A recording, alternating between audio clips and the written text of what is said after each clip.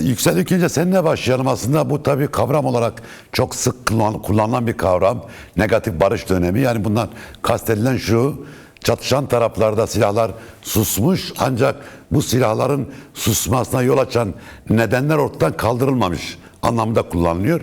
Nedenlerin ortadan kaldırıldığı, çözüldüğü döneme ise pozitif barış dönemi söyleniyor.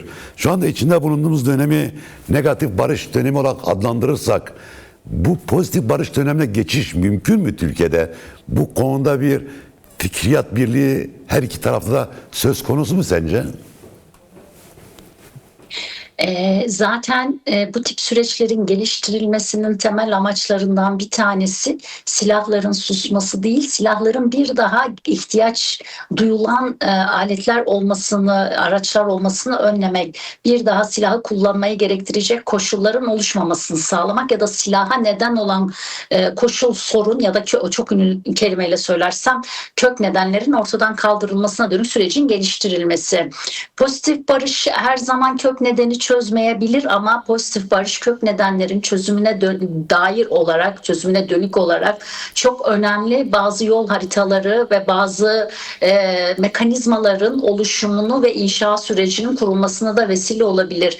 Aslında pozitif barıştan kastedilen şey kök nedenin ortadan kaldırılmasını sadece kapsamıyor. Silahsız çatışmanın durmasının ardından çatışmanın bir daha başlamaması, silahların bir daha ele alınmamasını sağlayacak koşul ve ortamın yaratılması meselesini içeriyor. Tam bu noktada pozitif barış süreci denen sürecin kendisi yasal düzenlemeler, siyasal dönüşümler, kurumsal ve bürokratik değişimleri de içerecek biçimde kapsamlı köklü bir dönüşüm modelini de öngören süreçler olarak karşımıza çıkıyor. Türkiye'de negatif barış sürecinden pozitif barış sürecine geçmek mümkün mü?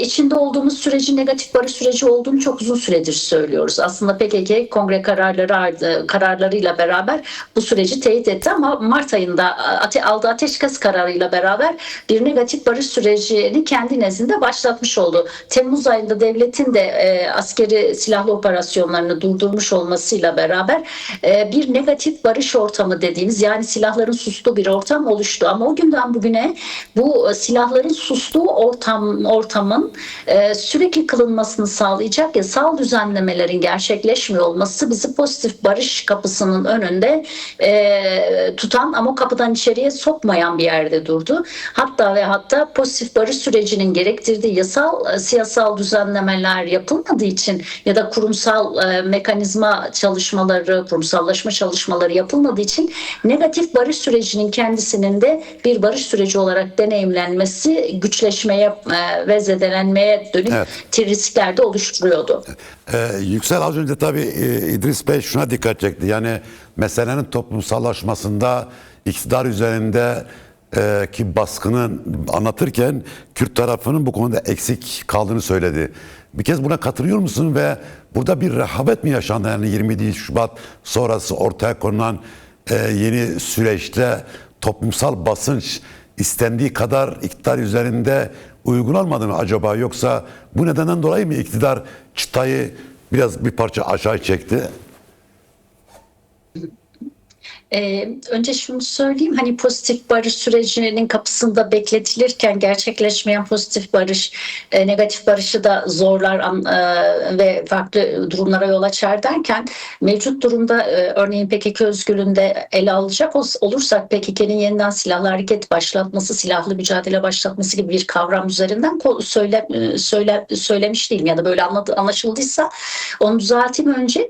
Ama çözülmemiş meseleler pozitif barışla beraber gerçek bir toplumsallaşarak gerçek bir barış, sürdürülebilir barış sürecine girmemiş meseleler gerilim üretirler ve hayatın bir yerinde o gerilim bir silahlı savaşın yarattığı etki kadar büyük toplumsal, ekonomik, siyasal sonuçlar doğurabilir. O anlamıyla bir barışın, negatif bir barışın uzun vadede anlamlı sonuçlar, bir barıştan beklenebilecek sonuçlar üretmeme potansiyelin tersine sonuçlar üretme potansiyelin kendisini senin de başka deneyimlerle de mümkün olduğunu söylemek açısından söyledin. Yoksa şu konu çok nettir. PKK süreci ne olursa olsun bundan sonra silahsız mücadele aşaması olarak tarifliyor ve yeni mücadele araçlarıyla, siyasal mücadele araçlarıyla yol almak istediğini ve Türkiye'ye karşı hiçbir biçimde silahlı mücadele vermeyeceğini zaten deklar etti ya da silahlı bir girişimde bulunmayacağını. DEM Parti 27 Şubat deklarasyonundan bu yana üstüne düşen rolü oynadı mı ya da nedenle oynadı sorumuzla beraber? Sadece DEM Parti kastetmiyorum. Yani barıştan, demokrasiden, bu meselenin çözümüne yavrulan bütün dinamikler açısından acaba burada bir rahabet mi yaşadı? Anlamda Evet. söylüyorum, evet. Tamam, o zaman biraz değişir. Çünkü Türkiye'de süreç başladığından bu yana diğer barış süreçlerinden belirgin bir fark içeren biçimde sivil toplum alanı ve muhalefet siyaseti barışın toplumsallaşması ve toplumsal talep haline getirilmesi konusunda çaba sahibi ne yazık ki olmadılar. Ve hatta büyük oranda bekleyen, izleyen, daha ziyadesiyle karamsar bir tablonun parçası olarak buradan bir şey çıkmayacak duygusunu işleyen bir yerde durdular. Sivil alanın ve muhalefet siyasetinin zayıf kaldığı, tamamlamadığı, beklentili ya da izleyen pozisyonun kendisini bir bütün neredeyse iktidar siyasetinin süreç üzerinde tek sesli ve kontrollü bir süreç geliştirme ya da süreç yönetimini kolaylaştırdı. Süreci bir çözüm dönemi olarak değil, süreci yönetme bağlamı içerisinde hükümetin elini epey bir kolaylaştırdı. Buradan baktığımızda süreç boyunca sivil toplum yapılarının, muhalefet siyasetlerinin süreci geliştirme ve süreci bir çıkış olarak örgütleme konusunda barışçı bir toplumsal talep ve bu toplumsal talep üzerinden toplumu yeniden bütünleştirme, o kutuplaşarak ayrışan toplumu, algısı dağılan toplumu ortaklaştırma konusunda ne yazık ki çok ciddi bir problem yaşadı. Hatta şöyle bir baktığımızda tüm yetersizlikleriyle beraber DEM Parti'nin ve Kürt siyasal hareketinin, sivil toplumunun bir kesiminin özellikle Kürtlerle yapmış olduğu toplantılar, buluşmalar ve anlatı çabaları dışında sürece dair hiçbir anlatı çabasına rastlamadığımızı söylemek abartı olmayacaktır. Evet. İşte son günlerde belki bir miktar ihade ve birkaç kadın kurumunun, kadın sivil toplumunun ki o da Kürt kadın hareketinin aslında öncülüğü içerisinde yürüyen birkaç sivil toplum hareketi dışında neredeyse süreci komple tüm Türkiye satında anlatan, sürece dönük talep oluşturan, sürece sahiplenen ve sürecin iktidar insafından çıkarılmasını sağlayan bir pozisyonda olmadığını söylemek gerekiyor ne yazık ki. Bu ortam biraz hükümet açısından kontrollü barış süreci geliştirmek isteyen, biraz yukarıdan aşağıya dediğimiz ya da çözümsüzlüğü çatışmasızlaştırma diyebileceğimiz sürecin gelişiminde kılçıksız bir ortam belli açılardan iktidara sunmuş gibi görünüyor. Bunu buradan belirtmek gerekiyor. Peki Yüksel, neden sence yasanın içeriği bugüne kadar açıklanmadı ve de bu çerçeve yasasında en azından az önce İdris Bey'in dediği hani kök yasa olabilecek Kürt sorunun çözümü için kapıyı aralayacak böylesi bir önemli bir adım kamuoyunun nezdinde tartışılmaktan çekiniliyor. Yasa tartışılmıyor. Yani yasanın meclise gelip gelmemesi tartışılıyor ama yasada ne var? Bugün bir parça Numan Kurtulmuş ipucu verdi. Dedi ki işte komisyonun raporunun 6. ve 7. maddelerindeki yer alan üzerine ortaklaştığımız şeyler olacak. Çok kısa bir metin olacak dedi. Neden bu kamuoyundan tartışmaktan sence kaçınılıyor? Burada tarafların hassasiyeti itibariyle mi yoksa? Şimdi sürecin karakteriyle de uyumlu bir durum var aslında. Bu süreci iktidar öteden beri ya da AKP hükümeti başından bu yana bir tür otoriter çatışma çözüm yönetimi gibi ele aldı. Daha doğrusu tek sesli, kendi kontrolünde tüm girdisini çıktısını kendisinin belirlediği, dolayısıyla sonucunu da kendisinin belirlediği, sonucun ortaya çıkaracağı yeni Türkiye formunun da çerçevesinde kendisinin karar vermek istediği bir süreç. O yüzden tek sesli kıldı, siyasetsizleştirdi, toplumsuzlaştırdı ve güvensizleştirdi toplumsal meşruiyet zeminini. aslında sürece karşı ve bunun bir tercih olduğuna dair ciddi bulgular da açıklama ve çerçeveler işleyişe bakıldığında görülecektir. Bunun bir tercih olarak iktidarın süreç üzerindeki inisiyatifini kaybetmek istemeyip süreci kendi arzusu, kendi ajandası ve gelecek öngörüsüne uygun sonuçlar doğuracak biçimde yönlendirmek istediğini, en azından arzusunun bu olduğunu gösteriyor bunca dönemki çalışma. Bu bakışla baktığımızda şimdiye kadar çerçeve yasanın kamuoyuna açılmamış olması ya da kamuoyunda barış ve olası bir çerçeve yasanın bağlamlarının ne olacağına dair bir katılımcılık örneğinin sergilenmemiş olması tam olarak o bahsettiğimiz sürece yüklenen anlamla ilgili. Çünkü bu sürecin kendisini bir şeylerin çözümünün, bir sorunun, çok önemli bir çatışma çözümünün meselesi, bir çok tarihi bir sorunun çözümünün ana mekanizması gibi görmek yerine buradan ne kadar güçlenerek ve nereye, hangi aşamaya geçerek yol alabilirim gibi bir araçsallaştırma, sürecin yönetimselleşmesi dediğimiz bir bağlamla okuyunca süreç çok uzun süredir toplumsuzlaştırma, siyasetsizleştirme ve aslında güvensizleştirme bağlamlarını oturtularak yürütüldü bir tercih açısından. Buradan baktığınızda tartıştırmamak, gündeme getirmemek, kendi çerçevesini bir süre sonra kamuoyuna ve ilgililere dayatmak, bununla ilgili aslında tarafları zayıflatmak, tekilleştirmek gibi bir meramda, bir içerik de okumak mümkün. O yüzden şimdiye kadar olanlar çok anlaşılmaz değil iktidarın süreci yönetme biçimine baktığımızda. Ancak tam bu noktada sorun barış süreçlerinin, hakiki barış süreçlerinin ya da kalıcı barış süreçlerinin günün sonunda illaki toplumsallaşmaya ihtiyaç duyması, toplumsal meşruiyet evet, alanının genişletilmesine ihtiyaç duymasıyla yüz yüze geliyor. Ayrıca Cahit, bu çerçeve yasa aslına bakarsanız silahtan siyasete geçişin bir hukuki köprüsü olmak zorunda.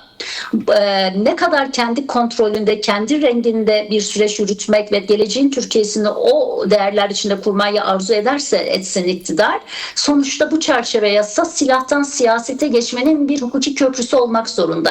İçeriğinin de bunları taşıma zorunluluğu var. Yine hukuki ve siyasi güvenceler oluşturmak zorunda. Çerçeve yasalar bu yüzden çıkar çatışma çözümlerinde. Bir güvence alanıdır. Ama aynı zamanda süreci tanımlar, sürecin çerçevelerini tarifler, yol haritasını belirler, yoruma açık olmayan içerikler taşır ve gelecek hedefleri açısından neleri arzu ettiğine dönük, gelecekte yapılacaklara dönük teminatlar içerir. Çerçeve yasaların genel özelliği bu biçimdedir. Dolayısıyla bu bağlamlara inmeye başlandığında aslında sürecin toplumsal meşruiyetinin güçlendirilmesine, siyasal alanın genişletilmesine zorunlu olarak ihtiyaç duyarsınız. Bakın, son pazartesi günü yapılan görüşmeye dair yapılan açıklamada Sayın Abdullah Öcalan'ın çok önemli bir sözü, aslında o kısa metin çok kıymetli, evet, çok tarihiydi. Her bir cümle hakikaten 27 Şubat Deklarasyonu'nun steril, kristalize halini de ifade eder biçimdeydi. Mesela orada negatif hukuktan pozitif hukuka geçmekten bahsediyor Sayın Öcalan. Evet. Negatif hukuk denen şey ne? Negatif hukuk denen şey Kürtlerin 100 yıl boyunca güvenlik paradigmasıyla değerlendirilmiş olması ve Kürtler, Kürt kimliği, Kürt haklarının ya da buna dönük taleplerin cezalandırıcı siyasal mülahazalar ya da hukuki yönelimlerle değerlendirilmesi, risk kimliği olarak okunması, takıncalı bulunması gibi bütün negatif ve güvenlikçi yüklenimler 100 yıl boyu Kürt meselesi ve Kürt meselesiyle ilgilenenlerin karşısına dikildi. Bu bir negatif hukuk uygulamasıydı. İşte ikili hukuk meselesi, sıkı yönetim mahkemelerinden o hal uygulamalarına, ağır ceza, bugünün özel ağır ceza mahkemelerine kadar ki ikili hukuk uygulamalarının kendisi neydi? Negatif hukuk uygulamalarının birer parçasıydı. Ana dilde eğitim talebinden kimlik hakkının tanınmasına kadar ki bütün süreçlerin cezalandırıcı, hedefleyici ve risk olarak okunması, bir beka tehdidi olarak okunması bir negatif hukukun sonucuydu. Tam bu noktada güvenlikçi ve negatif hukukun konusu olan Kürt meselesi, Kürt kimliğinin pozitif hukuk dediğimiz özgürlükler alanı, hak alanı, demokratikleşme alanı, katılım alanı, eşitlik alanı olarak tariflendiği bölüme geçebilmek, yani siyasetin konusu haline getirebilmek açısından da bir aşama kaydedilsin isteniyor. O metin bununla ilgili çok önemli bir veri veriyor. Çerçeve yasanın da hedefleyeceği şeylerden birinin bu pozitif hukuk yükleniminin olduğunu söylemek gerekiyor. Şimdi Yüksel, tabii sen 1999 sonrası yani 1 Ağustos'ta gerilla güçlerin geri çekilmesi sonrası bir iyi niyet göstergesi olarak Türkiye'ye gelen Barış Grubu üyesinden birisiydin. Uzun bir dönem de cezaevinde kaldın. Şimdi tabii tarihin tekerrür etmesi açısından söylemiyorum. Yani eğer yasa, yani AKP'nin meclise sunacağı ve de o meclise gelecek yasa sadece meseleyi silahsızlanma üzerine oturtursa, sadece gerillaların silah bırakıp Türkiye gelişi ve kategorize edilmiş şekilde olursa bu ne tür bir sonuç doğurur? Çok olumlu bir sonuç doğurmaz Cahit. Çerçeve yasanın bir amacı da, bir işlevi de daha doğrusu silahsızlanmayı güvenlik meselesi olmaktan çıkarıp siyasal, hukuksal çerçeveler oluşturmak, siyaset yapabilme, hukuki güvenceler edinebilme ve aslında bazı özgürlük sahalarının genişletilmesini de sağlayacak bir geçiş hattı olarak da görmek gerekiyor. Tam bu noktada eğer bir çerçeve yasa çatışmasızlığı öngören ya da silahsızlanmayı diyelim sadece öngören bir çerçeve yasa bile olsa, çatışmasızlık durumuna geçmiş olan, geçmişte elinde silah tutanların çatışmasızlık durumuna geçmesi halinde katılım biçimlerini nasıl düzenleyeceğine karar vermesi gerekiyor. Her durumda bir çerçeve yasa silahlı gücün artık güvenlik konusu olmaktan çıkıp siyasetin konusu ve siyasetin içerisinde konumlanmasını gerektirir. Çok iyi hatırlattın. Mesela biz de silahları bırakıp geldik bir barış grubu olarak. Bunun bedeli olarak cezaevine yatırıldık. Cezaevinde yattık. Biz barış çalışması dışında hiçbir çalışmayı 27 yıl boyunca aslında yapmadık. Buna rağmen Türkiye'nin gerilen her siyasal atmosferinin güvenlik parantezinde Kürt meselesi ve Kürt meselesine dair her tür tartışma o paranteze hapsedildiği için her kriz anının hedefi yargılananı, hapse gireni olmaktan da kurtulamadık. Evet. Şimdi bu durumun kendisi bir çözüm ve pozitif barışın kurulma durumu değildir. Eğer ilgili yasa salt silahlı güçlerin silahsızlanmasını, kategorik, üstelik bunları kategorik olarak tariflemeyi, suç tarifleri yapmayı ve aslında silahlı örgüt olunduğu dönemde ortaya çıkmış olan eylem ve edimleri adli birer vaka olarak yargılanmak kaydıyla bir de hele bu hakkı da saklı tutacak biçimde geçişleri sağlamaktan bahsediyorsa, burada bir barış sürecinin, pozitif barış sürecine evrilecek bir sürecin kendisi hedeflenmiyor demektir. Burada başka bir şey hedefleniyor demektir. Şüphelerin oluşması çok normaldir. Oysa olağan bir çatışma çözümünde bir çerçeve yasa muhatapların hukuken bazı adli yargılamaların konusu olmayı hedefleyerek yol almaz. İlgili örgütlü silahlı yapıyı çözmek gibi tekil bir amacı olmaz. Aksine buradan çözümün nasıl çıkabileceğine dair ortak bir müzakere masasından bahseder ve masanın etrafındakileri silahların eşitliği ilkesi silahların eşitliği ilkesine uygun olarak da adil pozisyonlara terk etmek durumundadır. Buradan baktığınızda bu çerçeve yasa Sayın Abdullah Öcalan'ın özgür çalışır ve sağlıklı çalışır koşullarını sağlamaz.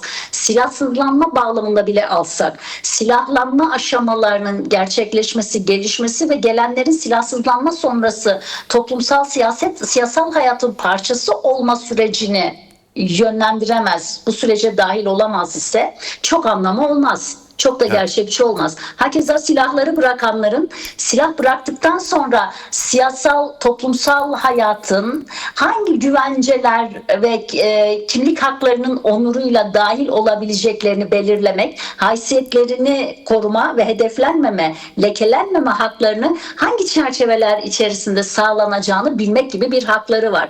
Aksi halde Türkiye Gazetesi'nde tartışılan bağlamın kendisi sürecin sabote edilmesinden başka hiçbir işe yaramaz. Evet. Ne demek? Şu kategoriler şöyle gelecek, bu kategoriler böyle gelecek. Tespit edilen suçlar sonra ayrıca yargılanacak. Zaten bu tip süreçler onarıcı adalet ve hakikatlerle yüzleşme sürecine ihtiyaç duyabilir.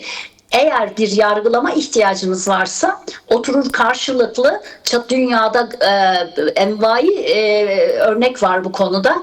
Bir onarıcı adalet mekanizması oluşturursunuz. Yüzleşme mekanizması oluşturursunuz. Tek taraflı suçlamalarla değil karşılıklı bütün bu savaş süreci içerisinde, çatışma süreci içerisinde açığa çıkmış olan suçlar hakkaniyete bağlı olarak da yargılanabilir. Bu konuda KCK'nin daha önce açıklamaları da vardı zaten. Dolayısıyla ben çerçeve yasanın dilinin çok dikkatli olması gerektiğini, kök meselenin çözümüne kapı aralaması ve bunun çözümünü sağlayacak siyasal ortamın, demokratik siyasal ortamın ve hukuki tanınırlık meselesinin sağlanacağına dair güvenceler oluşturması gerektiğini, odağını silahsızlanmaya koysa bile bunları içermesi gerektiğini, kaldı ki silahsızlanmayı içerse de silahsızlananların hangi güvencelerle nasıl hayata dahil olacağını da belirleme ve bunun teminatını sunma sorumluluğu olduğunun altını çizmek zorundayım.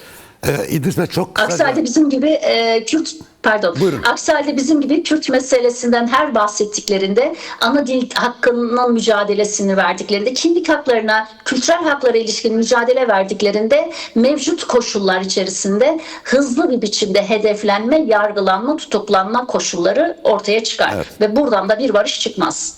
Bu Türkiye'deki tabii siyasi kriz de bu süreci etkiliyor. Şimdi bu CHP'de olup bitenler, daha sonra CHP'nin böldürmek için bölünmesine yönelik yapılan operasyonlar bu süreç için bir risk oluşturuyor mu?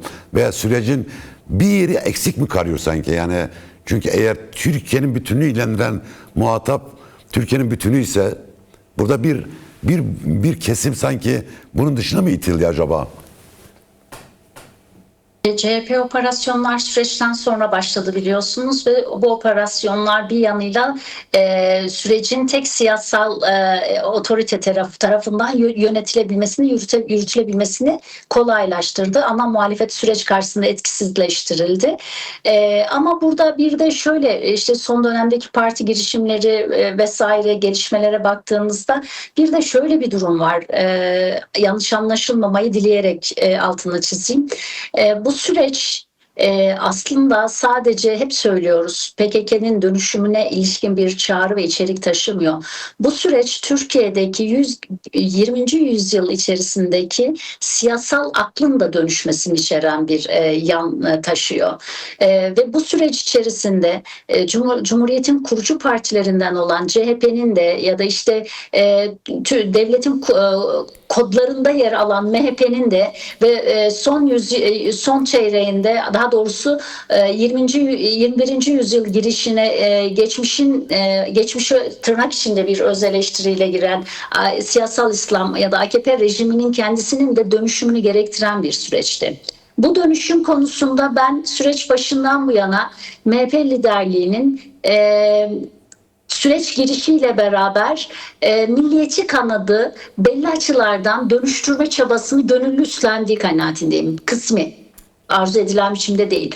CHP içerisindeki 20. yüzyıl kodlarından dönüştürme meselesinde Özgür Özel ekibi kısmi bazı yollar almışsa da ana kodları çok derin olarak korundu ve CHP bu dönüşümü henüz başarabilmiş değil. Evet. Her şerde bir hayır vardır belki düsturundan da yola çıkarak CHP'ye atanan bu plan ve bu operasyonların sonunda 20. yüzyılın kurucu partisi olduğuyla övünen CHP'nin yeni yüzyıla hazırlanan davranabilen ve dönüşmüş çoğulcu ve yeni bir Türkiye'nin kurucu siyasetlerinden birine dönüşebilme olanağı olarak da deneyimlenebilir. Hani biraz farklı tartışılma, yanlış anlaşılma kıstasları da var ama ben sürecin siyasal dönüşüm bağlamlarının Türkiye'de çok kötü gittiğini, bu konuda kısmen MHP'nin daha işlevli olduğu kanaatindeyim. CHP'ye dönük bu yönelimlerin CHP'nin de ihtiyaç duyacağı köklü dönüşümü mümkün kılma olasılığı olarak değerlendirilmesi herkesin hayrına olur. Yoksa aslında bu süreç ne yazık ki tekil siyasete, iktidar siyasetine hapsedildi ve o da süreci çok uzun zaman siyasal iradeden yoksun kıldı ne yazık ki. Buradan baktığımızda işin bu yanında var.